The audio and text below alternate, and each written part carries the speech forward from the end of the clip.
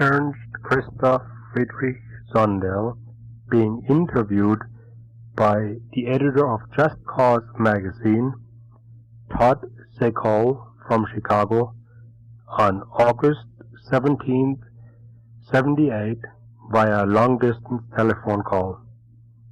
The editor spoke with me for approximately 1 hour and a half. Hello, Mr. Friedrich? Yeah. This is Todd Sekol, the editor of Just Cause magazine. Yeah. How are you? Not too bad. I talked to Brian Burton earlier. Yes. And he was going to tell you, I guess, that I was going to call. I was supposed to call about half an hour ago, but I got hung up on some other matters here.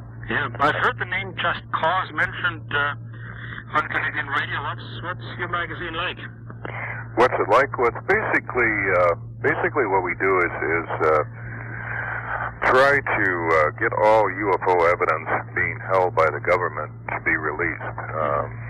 We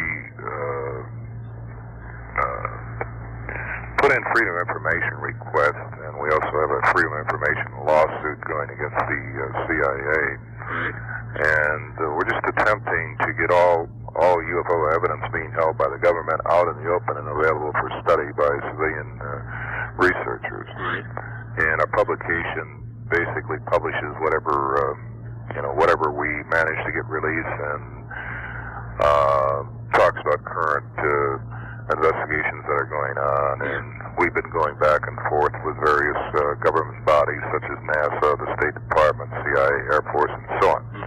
Basically, it centers around that and whatever else is newsworthy in the ufological community. Since your organization is making some waves and getting a certain amount of publicity, I thought I'd be interested in talking to you and interviewing you and doing some kind of an article that'll let people know what's really going on. We try and be as factual and objective about it as we can. Okay. And fire away. Well, basically, I guess what's really caused the biggest controversy so far, and has gotten you a lot of publicity, is the arrangement you made with NICAP to get your brochures distributed. Would you mind describing how that came about and what the arrangement consists of and so on? And some people even, obviously, this thing has kicked off a lot of rumors. Most of them apparently groundless. There are rumors going on that NICAP and Samisdat are about to merge, or that NICAP is going to sell out to Samisdat, or something to that effect. So whatever comments you'd like to make on the situation, I'd be appreciated. Gosh, I didn't realize that we were causing such a stir up here. Everything has been fairly peaceful, except for a few irate calls from Jewish recipients of our mail. They have taken it upon themselves to call us all manner of names and accuse us of all kinds of stuff, which is par for the course. But no, the NICAP thing, I have to disappoint you in one way. This is the second and third time that I have dealt with NICAP. I bought the NICAP list 2 or 3 years ago, partial list, and I just wrote on to NICAP and I said, look, you are, to my understanding from the Canadian scene here, the largest UFO organization in the United States, and is your mailing list still for sale? And as it is for sale, and they have made absolutely no strings and no conditions, which I find surprising. Did you write to NICAP directly as Samisdat, or did you represent yourself as something else? No. What I said was, under an advertising agency, which I also own. See, I own several businesses in Toronto. Ideas Incorporated? The Idea Center. Idea Center? Right. And this is, I've been in the advertising business for over 20 years. Right. You see? So NICAP didn't really know that they were dealing with Samisdat? No, they did not. After they found out they were dealing with Samisdat, was there any reservation on NICAP's part? I received a letter from Mr. Akov. A rather nasty kind of a letter. Saying that I had misrepresented myself, which is a lot of nonsense. Because after all, I had asked if the mailing list was for sale. No conditions were attached to the sale. Not even a condition as to how often we were able to use the list. Right. As a matter of fact, NICAP is the one that I think morally misrepresented itself in that they said that the mailing list was clean. I found that the mailing list, on the contrary, is not clean at all. Hasn't been cleaned, which you know what that means, that it has old things in there. We are getting, we have had about 4,000 letters returned from that mailing. And consequently, my beef with NICAP is really no beef at all. You know, it was a financial transaction. I asked if they wanted to sell me their mailing list. They did. And I bought it, and there are no conditions attached. I went through my correspondence again with Mr. Akuf, who is in charge from NICAP. There's absolutely no strings attached whatsoever. You bought something on the order of 20,000 names from, I understand. 22,650 names. Right. And he had stated or guaranteed that these were clean. In other words, they were active people who... Yeah, that was the understanding when I first corresponded with him, that there might be a percentage that, of course, in the United States and in Canada, the turnover, people move very quickly. We are a very mobile society here. And so I understood that there's always, in any mailing, a small percentage of people, if the list is current. But I can assure you that the NICAP mailing list is definitely not current. So you got back about 4,000 out of the... Did you send out 22,000 pieces, or...? We have sent out 22,650 pieces, yes. And you got it back about 4,000? 4,000 so far. Every day, we're still getting letters back from behind the Iron Curtain, some of them from Israel, in Philippines, all over the place. You see, they have quite a remarkable spread of people. I don't quite know how the hell they get by those names. Yeah, I think one of the things that he had was names of people who had just inquired about NICAP, had actually never, well, I frankly think... I think that what this is a mixed bag of subscribers and of inquiry names. So, if anything, you were misled. Well, yeah. I mean, I consider that but standard North American business practice. What I have encountered, people stretching some points, and I'm not mad at them, And if Akuf and NICAP are getting some flack, I think it's not quite fair to them. Well, I guess the only flack is... we are definitely not going to merge, because our philosophies, from what I understand since with NICAP, are totally different. NICAP believes that the flying saucers are either American-made or are extraterrestrial, And what does Samisdat believe? I would just reverse the pyramid from the point of view of what is terrestrial and extraterrestrial.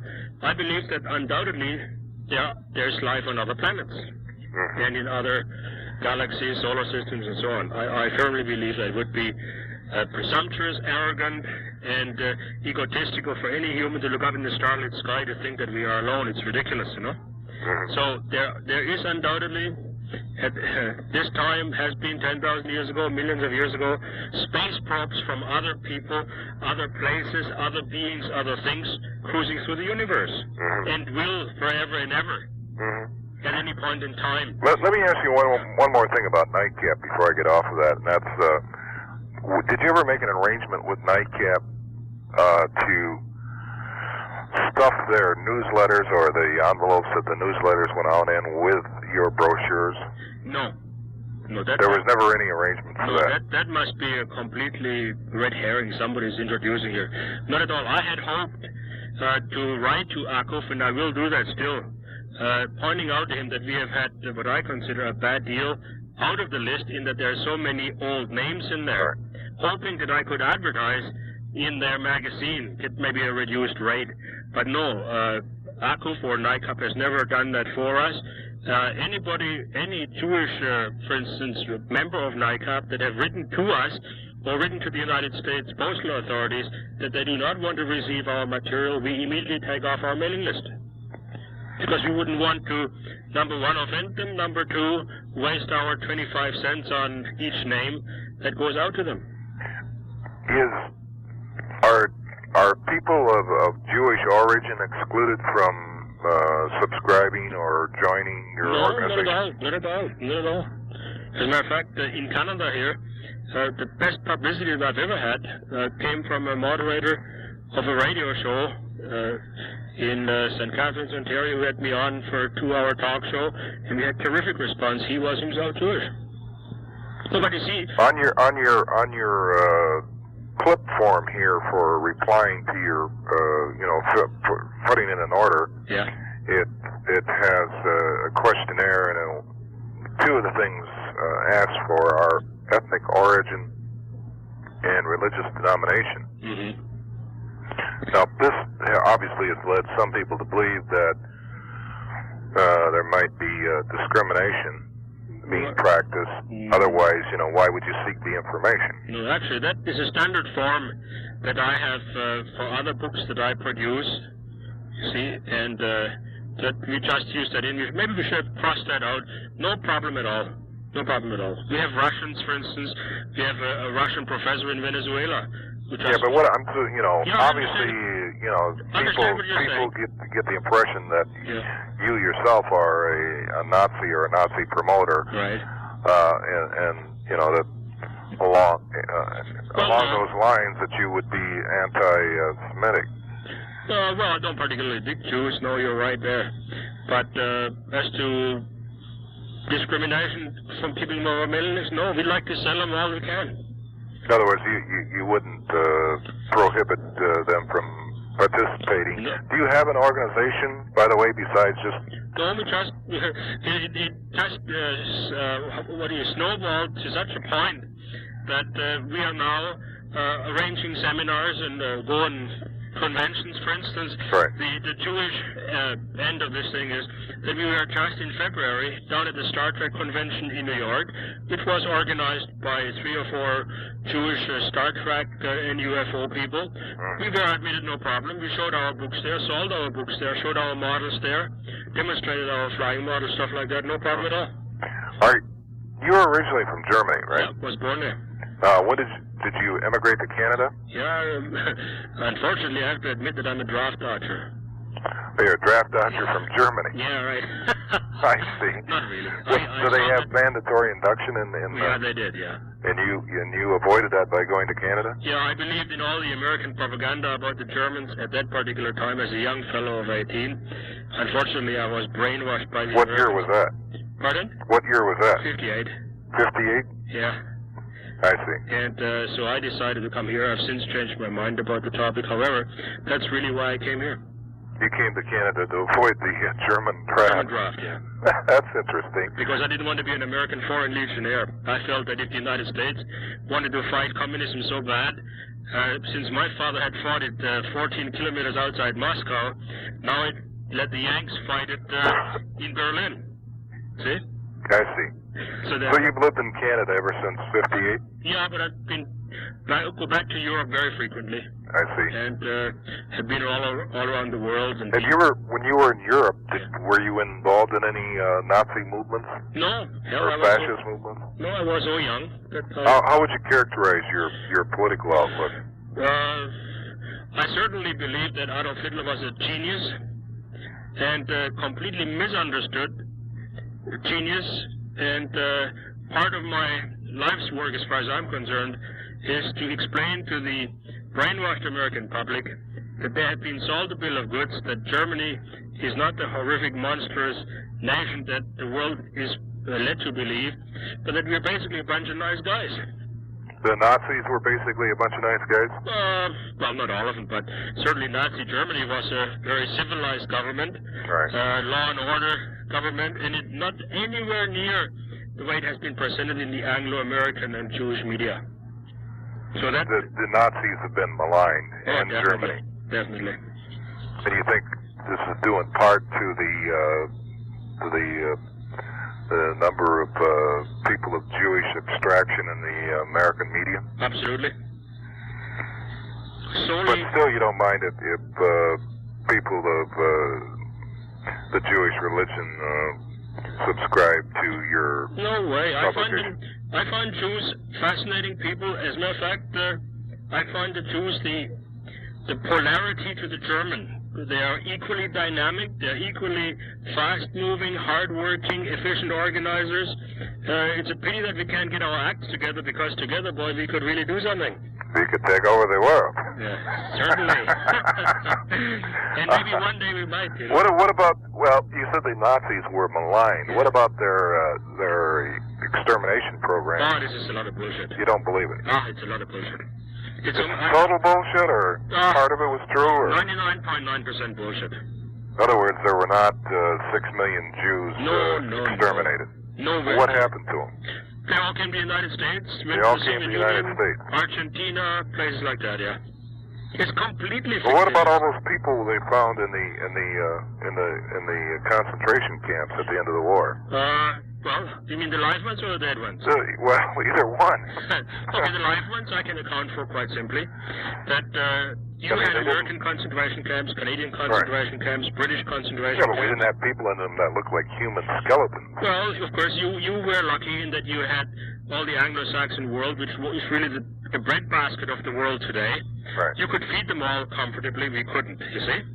Number one, the food rations in Germany were very low. I was myself. So why didn't the German citizens look like human skeletons? I did too. I can show you photographs of myself. The rations in the concentration camps at the end of the war were actually calorie-wise higher than outside of the concentration camps. You know, concentration camp inmates received more food. They were eating better than the they were, yes. people. And they were safer than the Germans, because the Allies, as a policy, very seldom bombed concentration camps. As a matter of fact, the people that suffered in the war were the Germans outside the concentration camps, and inside the concentration camps it was very safe.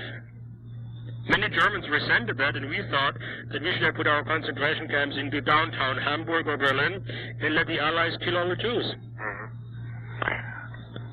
Now, as to, excuse me for a minute, as to the dead corpses, I can explain that to you quite simply. The International Red Cross in 1947 put out a report, which you can get for about $14 from the Geneva Red Cross, even today, and it states very clearly in there how many camps there were, how many inmates were in each camp, what each camp was specialized for, and basically what the German camps were war factories and concentration camps of workers. In other words, it took only 400 people to protect 30,000 inmates, as compared to 10,000 cops to protect 30,000 people loose on the outside. And the Jews were imprisoned, for instance, in Germany, and not all of them were, by the way, basically, if they were security risks. It's not true that every Jew in Germany was in a concentration camp. Not true at all. And the photographs that you saw, for instance, of Bergen... Do you think the imprisoning and mistreatment of Jewish people was justified? As a war measure, definitely, because the United States did exactly the same thing with the Japanese. The British did the same with the Boers in World War I. The Canadians did it with the Japanese and the Germans over here. Those who are responsible for the war are responsible for the inhumanity to man committed in that war. And the German people were totally innocent at the outbreak of the war. So at least part of your, seemingly part of what Samisdat is attempting to do is to rectify the what you consider the justified and false image that's been given Nazis, and Absolutely. Samisdat is concerned with this and is trying to rectify that through its publication. Yeah. Samisdat does not only produce few UFO books, we produce highly factual. So we could call this, if one wanted to put a bottom line on it, he could call this a pro-Nazi propaganda campaign. No. That's the problem with North Americans. If you say anything that is factual about National Socialism, because you have been so... Well, we all think our propaganda is factual. None of us typify it as propaganda. Well, that's... I mean, if I was writing something about the United States, which was very favorable, you could call it propaganda. I would think of it as fact. Yeah. Okay? Well, that's a distinction. Well, your image over here that has been created is your World War II propaganda image. Since you won the war, you never had history here. All you had is propaganda. You have propaganda parading around as history. So what we call fact, you call propaganda, and what you call fact, I call propaganda, okay? Well, that's, the pity of it is... In any case, your Samisdat is trying to rectify what you consider the falsehoods that were promulgated by the American press about the Nazis. That's one of the reasons of its existence, yes, to be a counterforce and to give people a more balanced viewpoint on things German. And for instance, right now I'm in the process of publishing a book by a German Jew who was in the concentration camps in Germany and who states what he saw and what he lived through inside concentration camps, pointing out how the Zionists in World War II collaborated with the Nazis in order to set up the Palestinian state. So that's another product that Samisdat is going to be soon launching. So we've got lots of exciting projects going on, you're right. If we're creating a Führer, geez, I'm delighted to hear that we are making an impact. Great. I obviously found the right method. Wouldn't you say for a guy that is running an organization that this is his duty? I love it. I mean, I think it's terrific. Last week we had a 2-hour talk show from Vancouver that was apparently a real blockbuster. So it's I'm pleased, you know. Right. And I certainly don't mean. Are you affiliated in any way with any other neo-Nazi organization? Like Frank Counts in Chicago's group? Right. No, because. Do you communicate with these people? Not at all. I recognize a Jewish agent when I see one. I consider Frank Cullen a Jewish hero in Nazi uniform. Why is that? Well, he's a Jew, born of a Jewish father. I see. Who was in a concentration camp in Germany. Not a real Nazi. Way. Would you call yourself a Nazi? This is Hollywood Nazism that he's practicing. Would I call myself a Nazi? Not in the... Again, we are back to the distorted view that you have over here in North America. Could I relate to things that National Socialism stood for in Germany? For sure, certainly. If I had been in Germany at that particular time, I'm quite sure I would have been a member. But you see, what you people over here hear about is concentration camps, gas chambers, beating up of priests, raping of nuns and stuff like that. That had nothing to do with the reality of Germany. Germans are very nice people, hard-working, honest people. They elected Hitler after they took a look at him for 13 years. They tried all the other options they had before. They tried the liberals, the conservatives, the Democrats, the capitalists. They tried all the Jewish solutions for Germany, and they all failed. And they tried Hitler, and it worked. And it took you people over. What do you mean it worked? It almost took Germany off the map. No, you took Germany off the map. America. Yeah, but I mean, well, it didn't work then. Well, no. Well, it's the fact is that if you produce a nice flower garden someplace, and you have a nasty neighbor who is too lazy to work and put his flower garden in order, and he tramples your lovely daffodils and tulips and roses, just because you got a bully for a neighbor doesn't mean that your garden didn't work. We had a beautiful society in Germany. It was peaceful, it was orderly, it was progressive, and America, led on basically by Jewish capitalists and communists, smashed it to smithereens, and the account has not been settled yet. You see? Well, how is the account going to be settled? Well, time will tell. World War II is not over. Germany has not been getting a peace treaty with either the East or the West. We are today in Germany occupied country. West Germany is an occupied American satellite. East Germany is a Russian satellite. The people that are running these two countries are Quislings. They are our traitors. They came back to Germany under American tanks.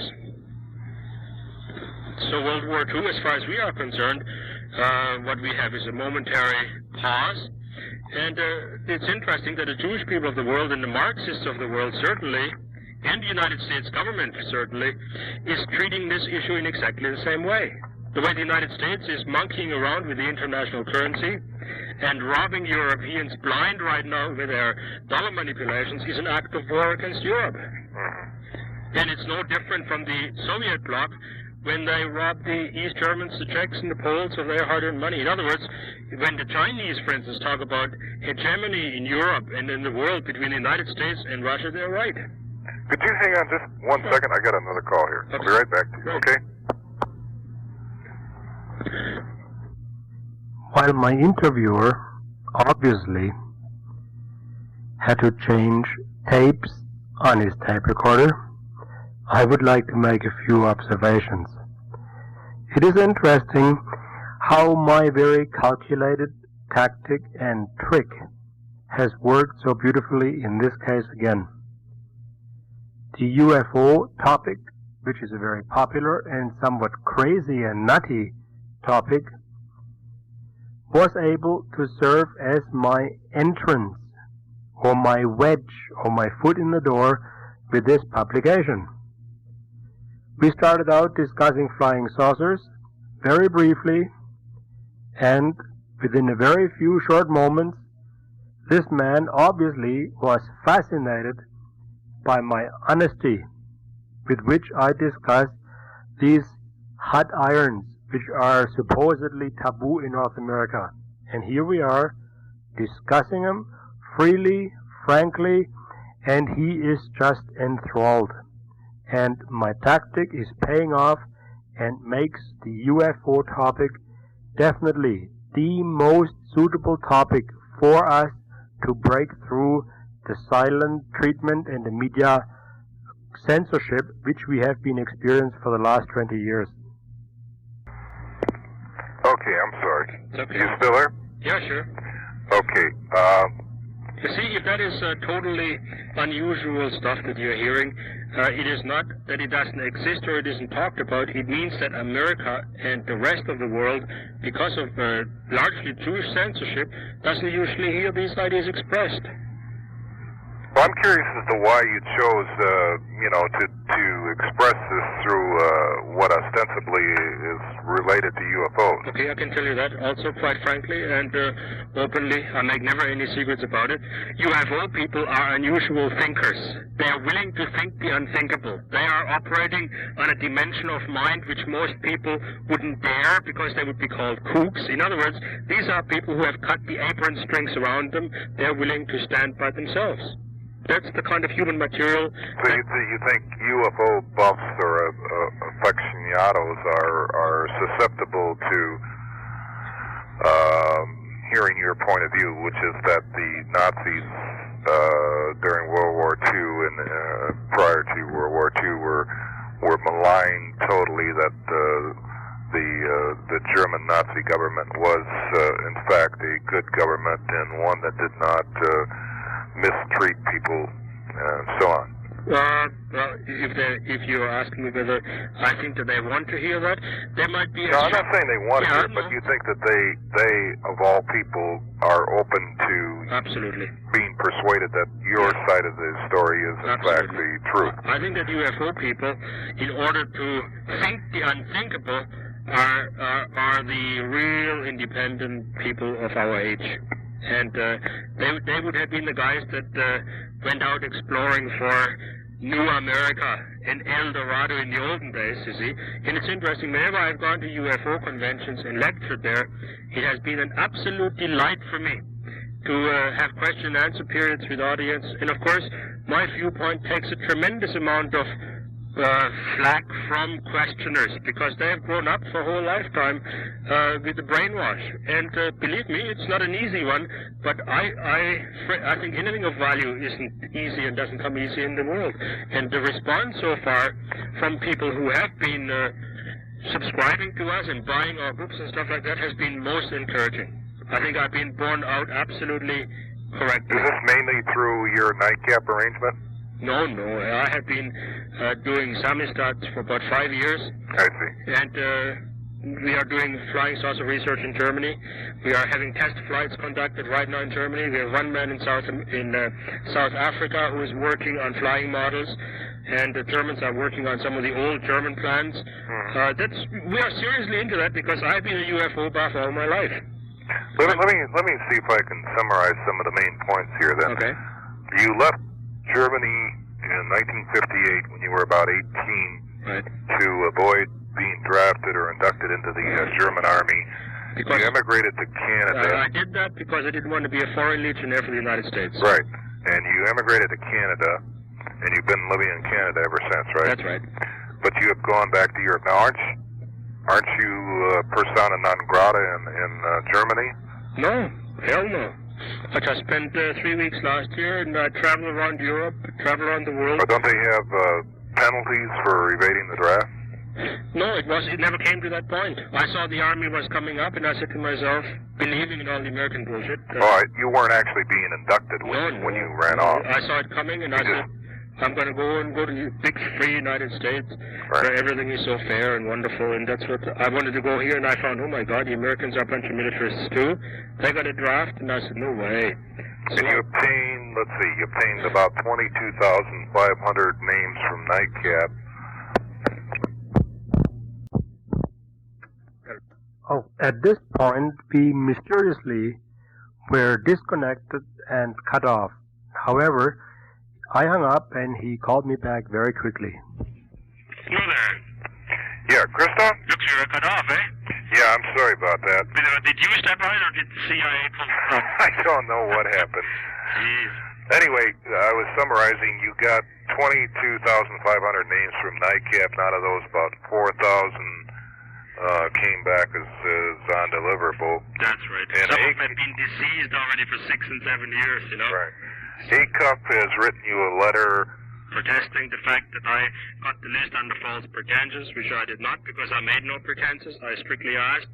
You wrote to him under the letterhead of the Idea Center? Idea Center, right. And that's in Toronto? In Toronto. And that's a, what did you call it? Advertising agency which I own. An advertising agency which you own? Yeah.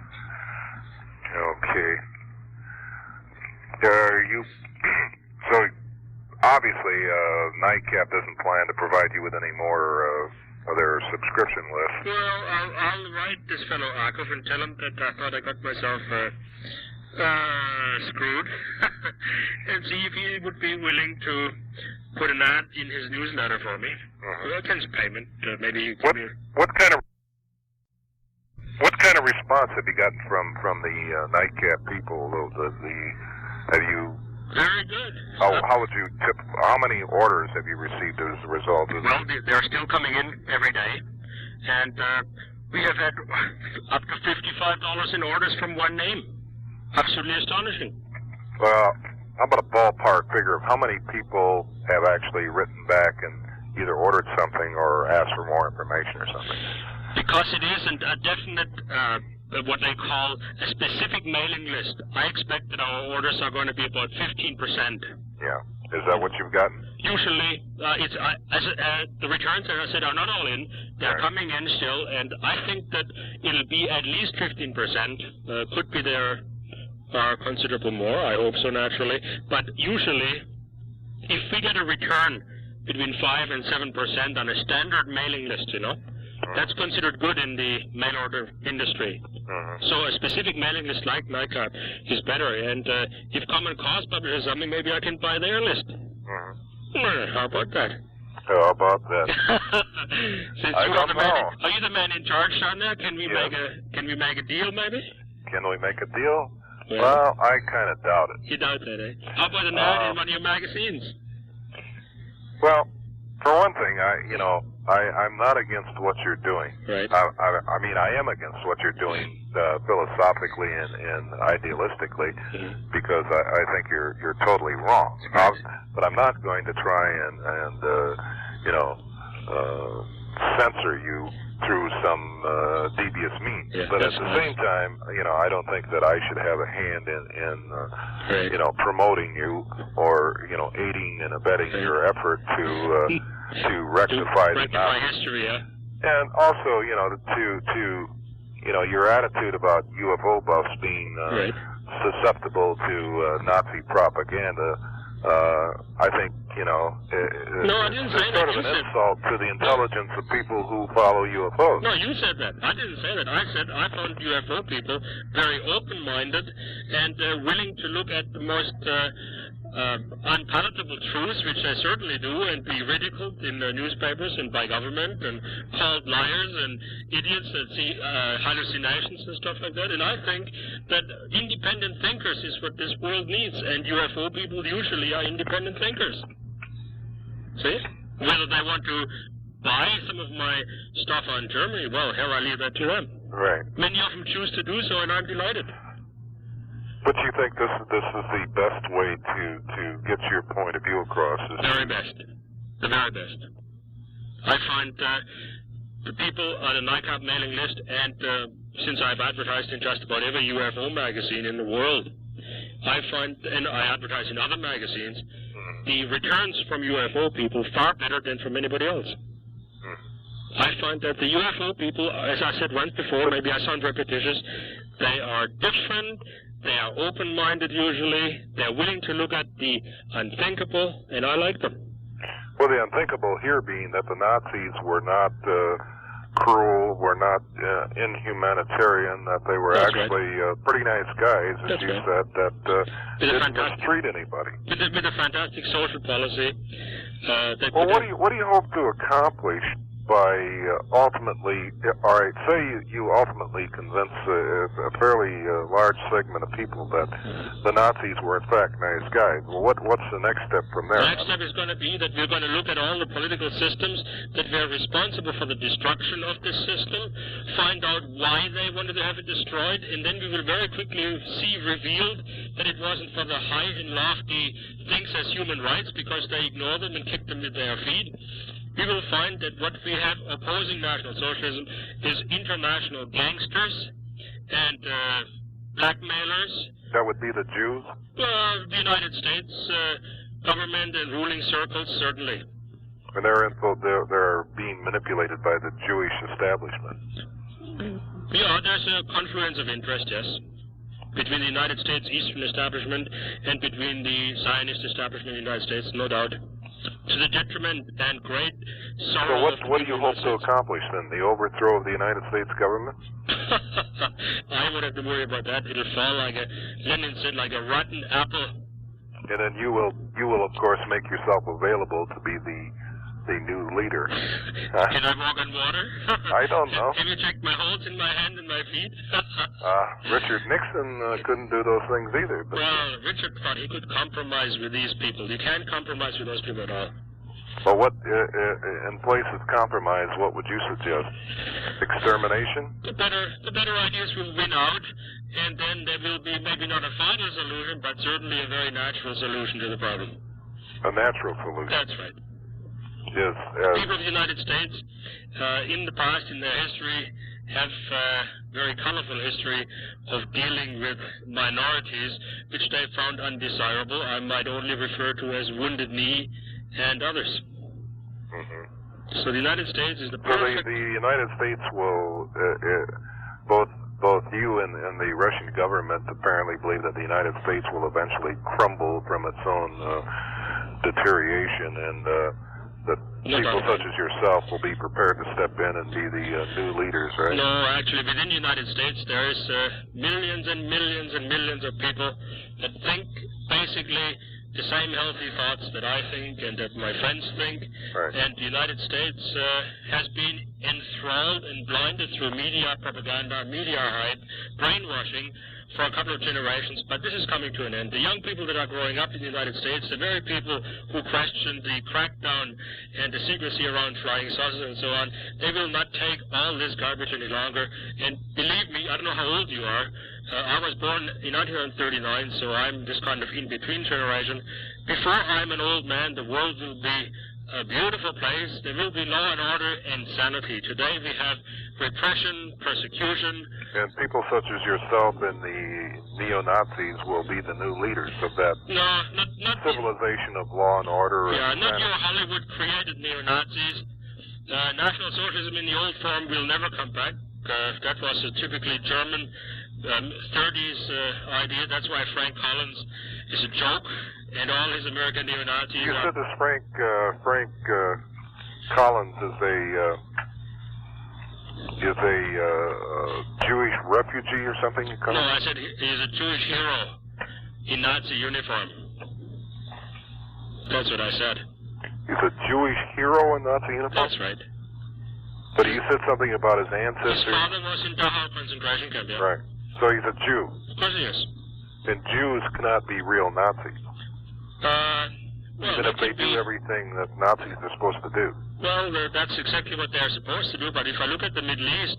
So Jews are inherently rotten people. No, I didn't say that.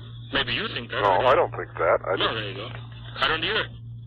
You see, that's you North Americans have a hang-up about Jews. I don't have a hang-up about Jews. What do you mean you don't have a hang-up about Jews? No, I don't. You were telling me how they run the United States. I say that with grudging admiration. Huh? I say it with grudging admiration. I have no hang-up about Jews. Well, admiration, I mean, sure. But no hang-up. Admiration or resentment. Yeah. Well, I admire their drive. I admire their persistence. I admire their dedication. I just wish I could find 10 million Americans or Germans with the same kind of drive. It would be fantastic. That what? With the same you wish you could find 10 million Germans that were the... And all those Jewish attributes. Well, why not get together with the Jews? I mean, if the Jews are so much like the Nazis, why not work out some kind of a... Well, I'm here. Hell's bells, they know my address. I make no bones about where I am, right? Well, I mean, I've appeared on national television in Canada so many times, national radio hook up so many times. Hell's bells, the Jews know where to find me. I've got my telephone number there. You found me. Yeah. If they want to do something... Do you think the Jews may try and, there's the Jewish Defense League, maybe they'll try and... No, they come down here. They said they were going to demonstrate outside my place. I said, great, come on down.